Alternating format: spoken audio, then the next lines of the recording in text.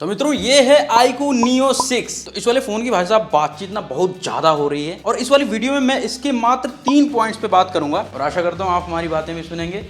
चक्कर आ गया भाई। पहला पॉइंट, थोड़ी सी ना बेसिक डिटेल्स जान लेते हैं iQOO Neo 6 की। क्या है, टेक एंथुजियास्ट को तो आइडिया रहता है कि भाई क्या आ रहा है फोन में, क्या नहीं आ रहा, बट बहुत से लोगों को ना नहीं पता होता कि एग्जैक्टली क्या हार्डवेयर दिया गया है। 6.62 इंच की एक E4 AMOLED डिस्प्ले मिलती है, 120 हर्ट्ज इसका रिफ्रेश रेट है, स्नैपड्रैगन 870 जो कि यूट्यूबर्स का एक चहेता चिपसेट है भाई। बैटरी इफिशिएंसी और पावर का ना एक संगम सा है ये वाला chipset. Primary 64 megapixel aspherical OIS AI camera है। एस्फेरिकल इसका मतलब मैं कल बताऊंगा। 8 मेगापिक्सल का अल्ट्रा वाइड, 2 मेगापिक्सल का एक डेप्थ सेंसर, 16 मेगापिक्सल सेल्फी। इसमें 4700 mAh की बैटरी है जो कि सपोर्ट करती है 80 वोल्ट की फास्ट चार्जिंग को। जी हाँ, 80 वोल्ट। और फन टच OS 12 मिलता है जो कि बेस्ड है एंड्रॉइड 12 पे। डुअल स्पीकर्स मिल जाते हैं और बढ़िया सी कंपन प्रतिक्रिया अर्थात हैप्टिक फीडबैक। ये फोन ना प्लास्टिक से निर्मित है, पीछे प्लास्टिक है, फ्रेम भी प्लास्टिक है भाई, प्लास्टिक है।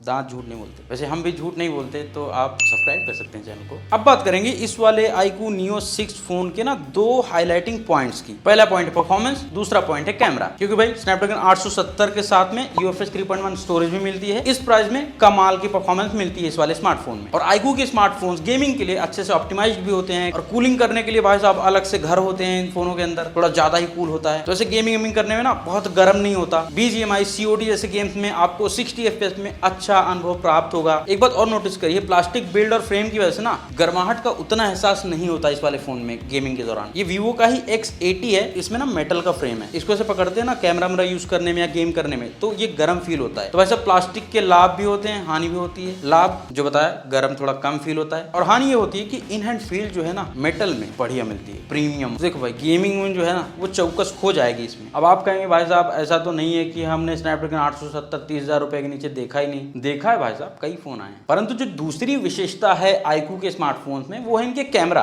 नहीं, ये बात माननी पड़ेगी आपको। अब iQOO का कैमरा इसलिए भी विशेष होता है क्योंकि ये सेम ही सॉफ्टवेयर और सेम इमेज प्रोसेसिंग यूज करते हैं अपने स्मार्टफोन्स में, जो कि Vivo अपने स्मार्टफोन्स में यूज करता है भाई। और Vivo के स्मार्टफोन्स सुविख्यात हैं अपनी बढ़िया इमेज प्रोसेसिंग के लिए। परंतु यहाँ पे कुछ बातें आपको मैं बताना चाहूंगा। ये Neo 6 है और ये iQOO 9 SE है। iQOO 9 SE और iQOO 7 में क्या है कि 48 मेगापिक्सल का प्राइमरी सेंसर है OIS के साथ, और इसमें 64 मेगापिक्सल का प्राइमरी सेंसर है, इसमें भी OIS मिलता है। परंतु 7 और 9 SE में क्या है, अल्ट्रा वाइड सेंसर 13 मेगापिक्सल का मिलता है और इस वाले में 8 मेगापिक्सल का। बाकी सब कुछ सेम है। अब अभी मेरे पास ना iQOO 7 नहीं था, परंतु हमने कहा कि भाई iQOO 9 SE से ही कुछ चित्र क्लिक कर लेते हैं और ऐसे तुलनात्मक अध्ययन कर लेते हैं, थोड़ा कंपेयर कर लेते हैं कैसे परफॉर्म कर रहे हैं एक दूसरे के सामने दोनों। क्योंकि iQOO 9 SE का कैमरा भी बढ़िया था। ये वाली में प्राइमरी रियर कैमरा से है दोनों में। यहाँ पे साफ साफ दिख रहा होगा iQOO 9 SE में थोड़ा सा वार्म टिंट है और iQOO Neo 6 में थोड़ा सा व्हाइट दिख रहा है, मतलब स्किन। बिल्लू का जो स्किन है ना भाई, वो इन दोनों के ना बीच में है थोड़ा। परंतु इस स्थान पे iQOO Neo 6 की जो कलर एक्यूरेसी है ना वो थोड़ा बेटर है। ये दूसरा सैंपल भी आप देख सकते हैं। साथ में iQOO 9 SE का कैमरा क्या है, स्किन को और बाकी ओवरऑल फोटो को ना ओवर शार्पन करता था कई बार आउटडोर्स में। वो समस्या Neo में नहीं दिख रही है। परंतु अल्ट्रा वाइड में कैप्चर करे थे कुछ शॉट्स, नॉर्मली देखेंगे तो सही लग रही है दोनों में, बट ऐसे जूम करेंगे ना तो आपको क्लियरली आइडिया लग जाएगा कि 13 मेगापिक्सल iQOO 9 SE का बेटर डिटेल्स कैप्चर कर रहा है। ये वाली इमेज भी देख सकते हैं, थोड़ा सा यहाँ पे रंगों का भी अंतर है और डिटेल्स का तो अंतर साफ साफ दिख रहा है यहाँ पे अल्ट्रा वाइड में। और मैक्रो इमेज भी ना iQOO 9 SE में बेटर आती है 13 मेगापिक्सल के अल्ट्रा वाइड सेंसर के थ्रू। वैसे जो फ्रंट कैमरा है ना उसमें मुझे उतना बड़ा अंतर समझ में नहीं आया।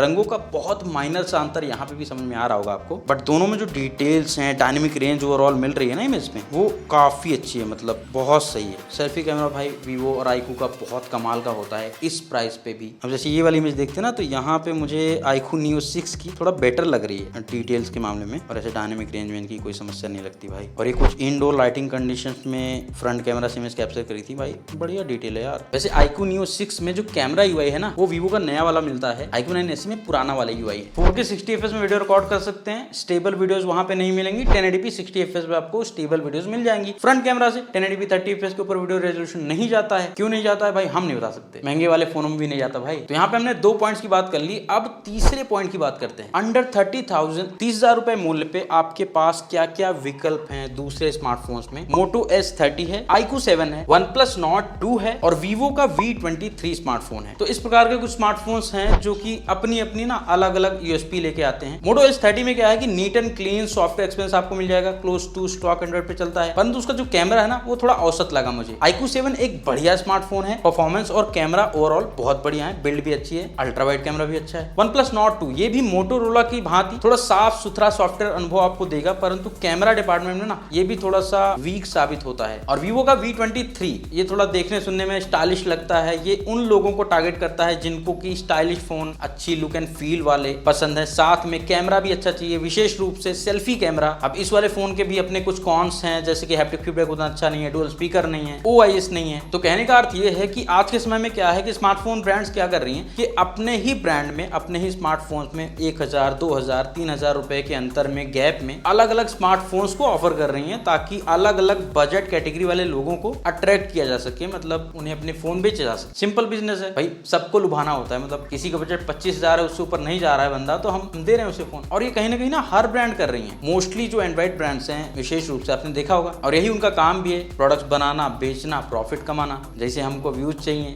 लाइक तो अभी तक आपने किया नहीं होगा, इतनी देर से हम बकवास कर रहे हैं, कर दीजिए लाइक और सब्सक्राइब भी कर लीजिए। तो ये बात यहाँ पे मैं क्लियर करना चाहूंगा कि iQOO Neo 6, iQOO 7 का कोई अपग्रेड या कोई डाउनग्रेड नहीं है, ये एक नई सीरीज का स्मार्टफोन है भाई उनकी तरफ से, और कोई भी आपके साथ जबरदस्ती नहीं कर रहा कि भाई iQOO Neo 6 ही खरीदो। iQOO 7 अच्छा लगता है तो वो खरीद सकते हैं, डेफिनेटली कुछ चीजें इससे बेटर है उसमें, परंतु कुछ चीजों में ये भी बेटर है। तो अंत में कौन सा स्मार्टफोन आपको बाय करना है वो आपके ऊपर निर्भर करता है। हम यहाँ पे अपना अनुभव, अपना एक्सपीरियंस शेयर करने के लिए अलग अलग स्मार्टफोन्स के साथ जो हमारा रहता है। अब जैसे सैमसंग ने M52 लॉन्च किया था, उसके बाद M53 लॉन्च किया, सेम सीरीज का स्मार्टफोन था बट अपग्रेड के साथ नहीं आया, तो उसे कहा जा सकता है कि भाई सीरीज तो अपग्रेड करी गई है लेकिन फोन में अपग्रेड नहीं दिए गए हैं। परंतु यहाँ पे क्या है, सीरीज एकदम अलग ही है, ये चाइना में भी एक अलग सीरीज है और इंडिया में भी एक नई सीरीज लेके आया है। तो आशा करते हैं कि आपको चीजें समझ में आ गई होंगी। आगे इसका कैमरा टेस्ट, कैमरा रिव्यू और फुल रिव्यू भी लेके आने का प्रयत्न करूंगा। तब तक चैनल पे बने रहिए, वीडियो देखते रहिए, लाइक शेयर सब्सक्राइब ये सब करते रहिए।